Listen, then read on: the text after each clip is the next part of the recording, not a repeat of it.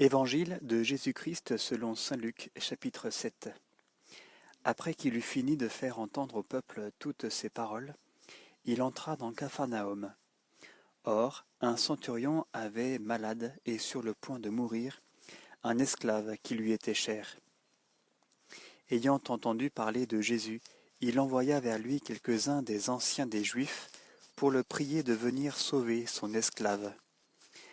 Arrivés auprès de Jésus, ils le suppliaient instamment. « Il est digne, disait-il, que tu lui accordes cela. Il aime en effet notre nation, et c'est lui qui nous a bâti la synagogue. » Jésus faisait route avec eux, et déjà il n'était plus loin de la maison, quand le centurion envoya des amis pour lui dire « Seigneur, ne te dérange pas davantage, car je ne mérite pas que tu entres sous mon toit. Aussi bien, ne me suis-je pas jugé digne de venir te trouver. Mais dis un mot et que mon enfant soit guéri. Car moi, qui n'ai rang que de subalterne, j'ai sous moi des soldats, et je dis à l'un « va », et il va, et à un autre « viens », et il vient, et à mon esclave « fais ceci », et il le fait. En entendant ces paroles, Jésus l'admira, et se retournant, il dit à la foule qui le suivait « Je vous le dis, pas même en Israël, je n'ai trouvé une telle foi. » Et de retour à la maison, les envoyés trouvèrent l'esclave en parfaite santé. Et il advint ensuite qu'il se rendit dans une ville appelée Naïn. Ses disciples et une foule nombreuse faisaient route avec lui.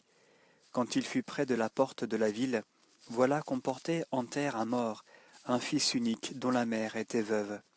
Et il y avait avec elle une foule considérable de la ville. En la voyant, le Seigneur eut pitié d'elle et lui dit « Ne pleure pas ». Puis, s'approchant, il toucha le cercueil et les porteurs s'arrêtèrent. Et il dit « Jeune homme, je te le dis, lève-toi. » Et le mort se dressa sur son séant et se mit à parler, et il le remit à sa mère. Tous furent saisis de crainte, et ils glorifiaient Dieu en disant « Un grand prophète s'est levé parmi nous, et Dieu a visité son peuple. » Et ce propos se répandit à son sujet dans la Judée entière et tout le pays d'alentour. Les disciples de Jean l'informèrent de tout cela. Appelant à lui 2 de ses disciples, Jean les envoya dire au Seigneur « Es-tu celui qui doit venir, ou devons-nous en attendre un autre ?» Arrivés auprès de lui, ces hommes dirent « Jean le Baptiste nous envoie te dire « Es-tu celui qui doit venir, ou devons-nous en attendre un autre ?» À cette heure-là, il guérit beaucoup de gens affligés de maladies, d'infirmités, d'esprits mauvais, et rendit la vue à beaucoup d'aveugles. Puis il répondit aux envoyés, « Allez rapporter à Jean ce que vous avez vu et entendu. Les aveugles voient, les boiteux marchent, les lépreux sont purifiés et les sourds entendent. Les morts ressuscitent, la bonne nouvelle est annoncée aux pauvres, et heureux celui qui ne trébuchera pas à cause de moi. »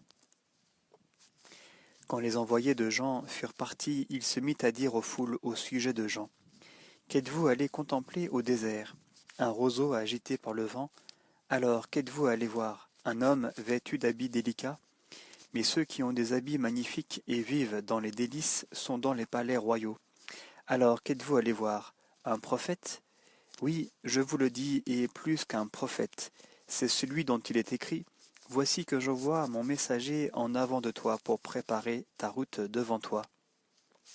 Je vous le dis, de plus grand que Jean parmi les enfants des femmes, il n'y en a pas, et cependant le plus petit dans le royaume de Dieu est plus grand que lui. » Tout le peuple qui a écouté, et même les publicains, ont justifié Dieu en se faisant baptiser du baptême de Jean. Mais les pharisiens et les légistes ont annulé pour eux le dessein de Dieu en ne se faisant pas baptiser par lui. À qui donc vais-je comparer les hommes de cette génération? À qui ressemblent-ils?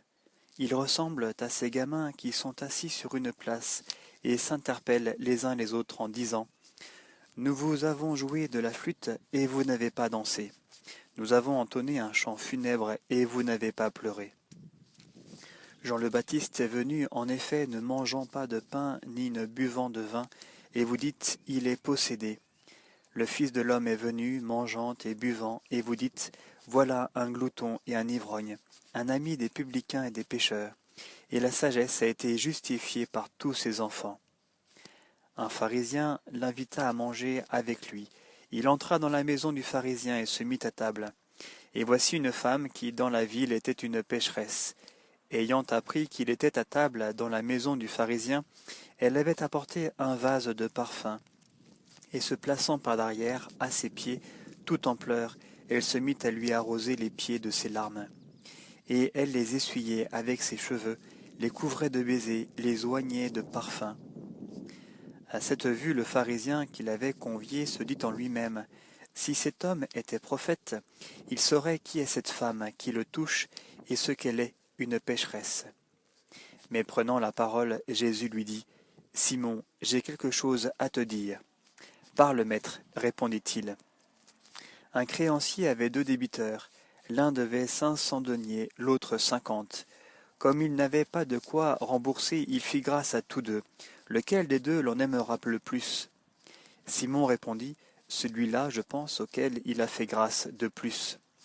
Il lui dit, tu as bien jugé.